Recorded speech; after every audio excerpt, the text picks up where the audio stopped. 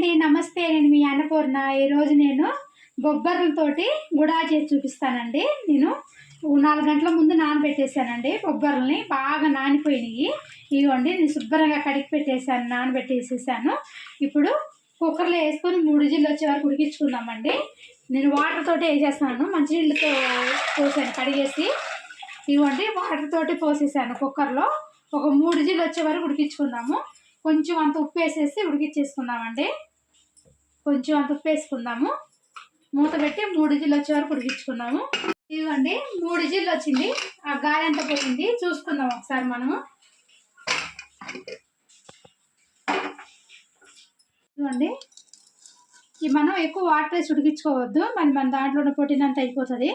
ఇవ్వండి, 3 విజిల్లకి ఇట్లా మెత్తగా అయిపోవాలి. ఇవి మెత్తగా ఉడికిపోయిందండి. ఇంకా మనకు తెలిసిపోతుంది 3 విజిల్లు సరిపోతుంది. ఇంకా ఉడకలేదు అనుకుంటే ఇంకొక విజిల్ ఎక్కువ పెట్టేసుకోండి. మీరు ఉడకకుండా అయితే పెట్టుకోవద్దండి, మళ్ళీ మనకి ప్రాబ్లం అవుతుంది. షుగర్ పేషెంట్లు కూడా మంచిగా తినొచ్చండి దీన్ని, చాలా హెల్తీ కూడా. మన బొబ్బర్లతో మన వీడియోలో వడలు కూడా ఉన్నాయండి, చూడండి. చూడని వాళ్ళు ఇవి గుడాలు కూడా చాలా బాగుంటాయి, టేస్ట్, ఆరోగ్యానికి చాలా మంచిది.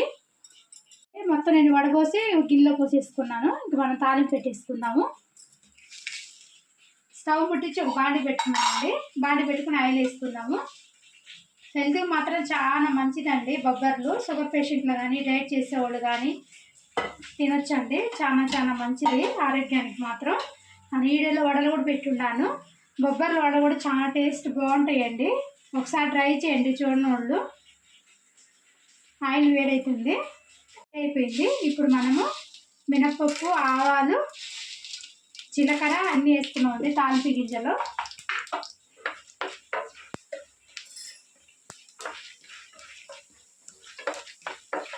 కొంచెం ఫ్రై చేసుకున్నాము. ఫ్రై అయిన తర్వాత పచ్చిమిరపకాయలు వేసుకున్నామండి. నేను 3 పచ్చిమిరపకాయలు సన్నగా కట్ చేసుకున్నాను.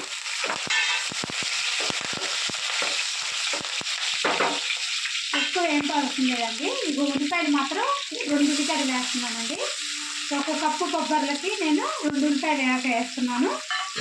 చాలా బాగుంటాయండి ఉల్లిపాయలు టేస్ట్. మన గుడాల్లో ఎక్కువ ఫ్రై చేయొద్దండి ఉల్లిపాయల్ని. ఇవ్వండి, ఉల్లిపాయలు మాత్రం ఎక్కువ వేపొద్దు. మన పచ్చిమిరపకాయలు వేగిపోయినాయి, మన తాలింపు గింజలు మొత్తం వేగిపోయినాయి కదా. ఉల్లిపాయలు కొంచెం పచ్చిగానే ఉండాలండి, తినేటప్పుడు మనకు బాగా ఉంటుంది. కొంచెం అంతా అల్లం పేస్ట్, కొంచెం అంటే కొంచెం అల్లం పేస్ట్ వేసుకోండి, టేస్ట్ బాగుంటుంది గుడాల్లో. అల్లం పేస్ట్ కూడా వేగనివ్వండి.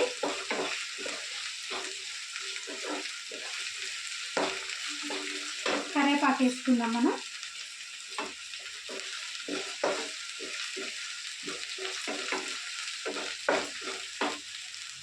కొంచెం పసుపు వేసుకున్నామండి, కొంచెం అంత పసుపు.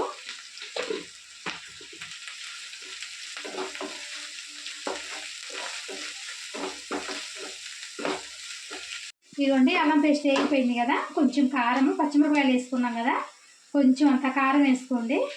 ఒక 1/2 స్పూన్ కారము,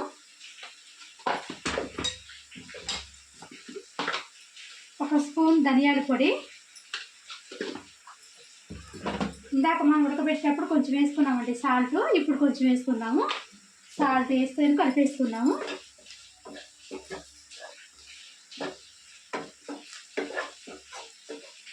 ఇది కొంచెం లైట్గా ఫ్రై చేసుకొని ఇప్పుడు మనం గుడాలు వేసేసుకుందాము.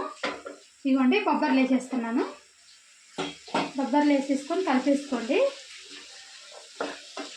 చాలా బాగుంటుందండి టేస్ట్ మాత్రము. మనం ఈవినింగ్ టైంలో స్నాక్స్ లాగా తినొచ్చండి, చాలా బాగుంటుంది.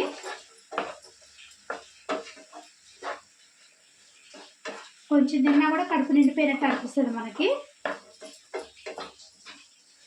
కొంచెం ఫ్రై చేసుకుందాం.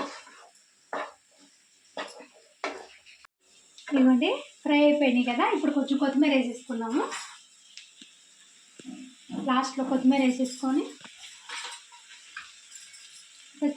నిమ్మకాయ పద్దండి, ఒక సగం నిమ్మకాయ ఇట్లా పిండేసుకుందాము. టేస్ట్ బాగుంటుంది నిమ్మకాయ పిండుకుంటే. నిమ్మకాయ పిండేసుకొని గ్యాస్ బంద్ చేసేసేయండి. ఇంకా గ్యాస్ బంద్ చేసేసుకొని ఒకసారి ఇట్లా కలిపేసేసుకోండి. చాలా బాగుంటుందండి ఈ బొబ్బర్లతోటి గుడాలు చేసుకుంటే. టేస్ట్ మాత్రం చాలా బాగుంటుంది. షుగర్ పేషెంట్లు కానీ డైట్ చేసుకునే వాళ్ళు కూడా మంచిగా తినొచ్చు. ఆపేసుకున్నాం మనం. ఇదిగోండి బొబ్బర్లతో గుడాలండి, సింపుల్గా చేసుకోవచ్చు, ఆరోగ్యానికి చాలా మంచిదండి. మీకు నచ్చితే మాత్రం ట్రై చేయండి. లైక్ చేయండి, షేర్ చేయండి, సబ్స్క్రైబ్ చేసుకోండి, గంట సింబల్ నొక్కడం మాత్రం మర్చిపోకండి. బాయ్.